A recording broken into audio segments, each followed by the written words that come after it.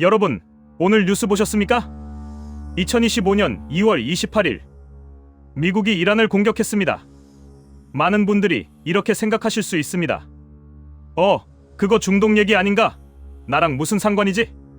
그 생각 지금 당장 바꾸셔야 합니다.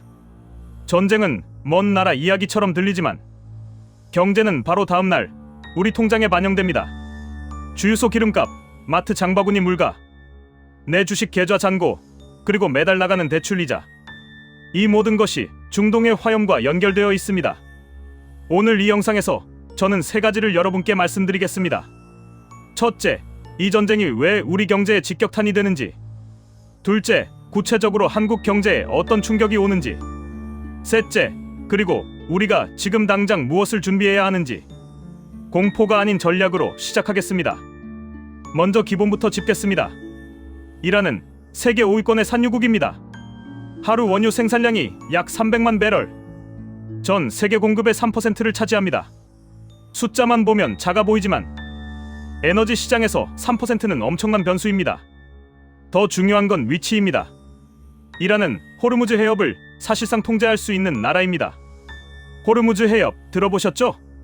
전 세계 원유 물동량의 약 20%가 이 좁은 바닷길을 통과합니다.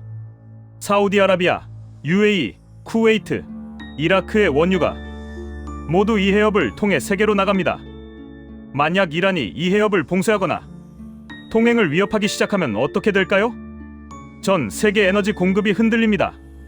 그리고 그 충격은 수일 내에 한국의 정유소, 한국의 공장, 한국의 주유소로 옵니다. 한국은 에너지 자립도가 매우 낮은 나라입니다. 우리나라 에너지의 약 93%를 해외에서 수입합니다. 그중 중동 의존도는 여전히 70%에 육박합니다. 즉, 중동에서 불이 나면 우리나라는 그 연기를 가장 먼저, 가장 많이 맞는 나라 중 하나입니다. 자, 이제 구체적으로 살펴보겠습니다. 이번 사태로 한국 경제에 올 수 있는 충격 4가지입니다. 유가 급등, 체감 물가 직격. 가장 먼저, 가장 빠르게 오는 충격은 유가입니다. 전쟁이 터졌다는 소식만으로도 국제 유가는 하루 만에 $510씩 급등하는 경우가 있습니다. 그 충격은 이렇게 퍼집니다. 주유소 기름값 상승, 물류비 상승, 공장 생산 원가 상승, 마트 식료품 가격 상승, 외식비, 배달비 상승. 우리는 이미 2022년에 경험했습니다. 러시아 우크라이나 전쟁이 터졌을 때 국제 유가는 배럴당 $100를 넘었고 한국의 소비자 물가 상승률은 6%대까지 치솟았습니다. 2025년 지금도 그 시나리오가 재현될 가능성이 있습니다. 환율 급등, 수입 물가 이중 충격. 두 번째는 환율입니다. 전쟁, 지정학 리스크, 불확실성이 커지면 글로벌 투자자들은 가장 안전한 자산으로 이동합니다. 그게 바로 달러입니다. 달러 강세가 나타나면 원화는 약해집니다. 원달러 환율이 오르면 어떻게 될까요? 우리가 수입하는 원유, 천연가스, 식재료, 원자재 가격이 원화 기준으로 더 비싸집니다. 즉, 유가는 달러로 오르고 환율까지 불리해지면 한국 소비자는 이중으로 타격을 받습니다.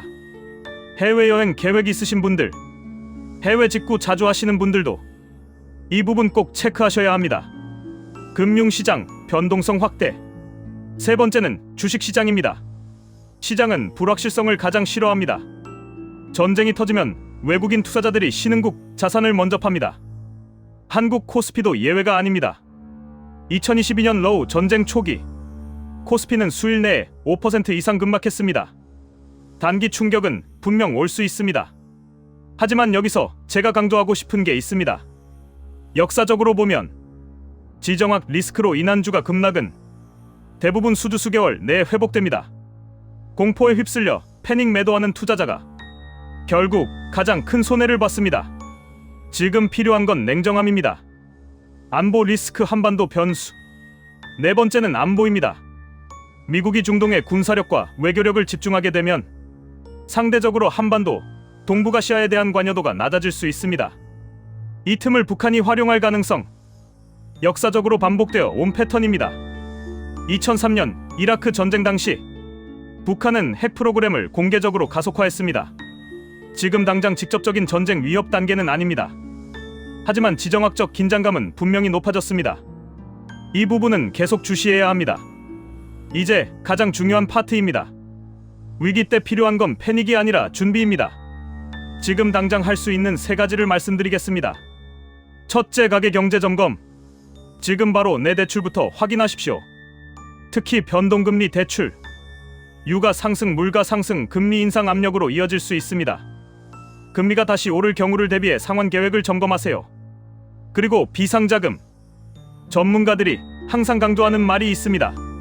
최소 3개월, 가능하면 6개월치 생활비를 현금으로 확보하라. 위기 상황에서 가장 강한 사람은 부동산이 많은 사람도 주식이 많은 사람도 아닙니다. 현금 흐름이 안정된 사람입니다. 불필요한 고정 지출도 이번 기회에 점검하세요. OTT 구독, 잘 안 쓰는 멤버십, 충동 소비. 월 10만 원 아끼면 연 120만 원입니다.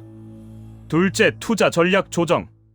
지금 이 시점은 올인할 타이밍이 아닙니다.